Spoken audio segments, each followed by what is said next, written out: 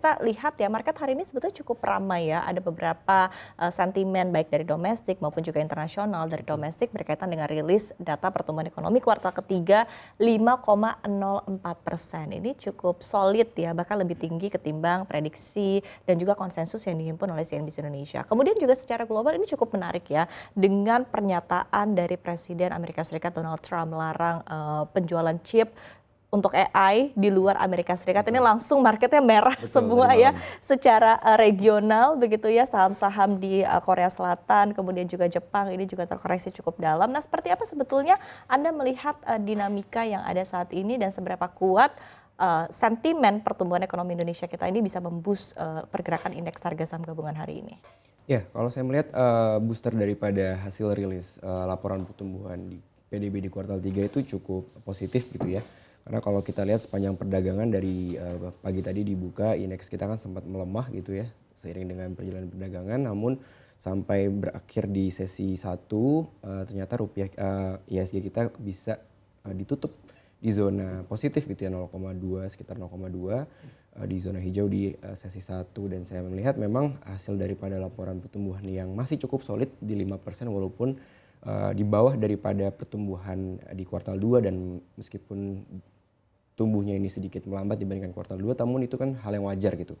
Karena kalau kita lihat di kuartal 3 itu secara historical memang lebih cenderung akan turun secara laju pertumbuhannya dibandingkan kuartal 2. Karena dari sisi di kuartal 2 itu kan puncak daripada aktivitas ekonomi gitu, dari liburan sekolah, kemudian juga ada hari raya, dan itu sangat membantu pertumbuhan ekonomi yang tinggi, dan biasanya di kuartal 3 itu akan cenderung lebih rendah, dan itu terbukti juga di tahun ini terjadi kembali, dan saya rasa memang sudah sangat sesuai dengan ekspektasi pelaku pasar, betul sesuai juga dengan konsensus yang sudah dilakukan oleh CNBC, yaitu di 5,01 dan actually 5,04, sedikit lebih tinggi sedikit gitu ya.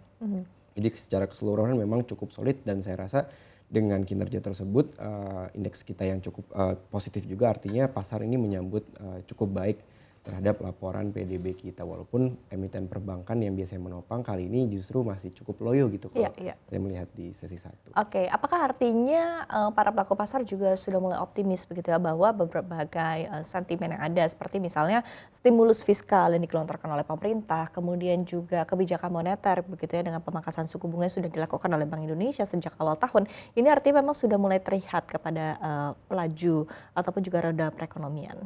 Iya, tentu ya. Kalau kita beda di laporan pertumbuhan di kuartal 3 ini kan memang salah satu penopang pertumbuhan yang cukup besar itu dari sisi belanja pemerintah, yang mana di kuartal 1 itu di kuartal 2 itu sedikit jauh di bawah kuartal 3, dan kalau kita lihat memang berarti realisasi daripada kebijakan fiskal, belanja fiskal yang sudah digelontorkan oleh pemerintah ini sudah mulai mengalir seperti itu di kuartal, terutama di periode kuartal 3 2025 ini. Jadi memang cukup optimis dari sisi pemerintah yang sudah mulai belanja, dari sisi belanja pemerintah yang secara angka itu tumbuhnya cukup baik, dan juga dari sisi ekspor.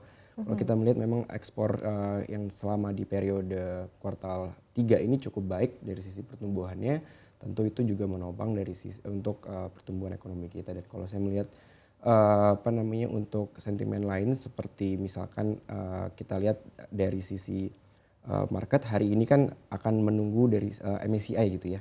Akan ada rebalancing MSCI yang mana tentu itu akan menjadi satu sentimen yang akan ditunggu oleh pelaku pasar untuk hari ini sampai di pekan ini, karena itu sangat berpengaruh dari adanya keluar daripada indeks MSCI itu sendiri ataupun masuk ke dalam indeks itu, tentunya akan menciptakan gejolak di pasar untuk hari ini paling tidak. Oke.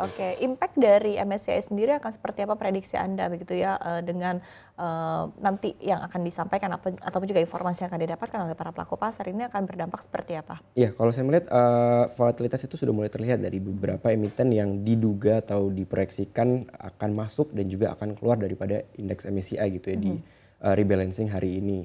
Dan kalau saya melihat seperti kan kita banyak yang membicarakan bahwa emiten-emiten seperti Brand, PTRO, kemudian BRMS itu yang akan menjadi kandidat kuat untuk masuk ke dalam indeks MSCI di November ini, yang nanti akan berlaku tuh di 25 November gitu ya.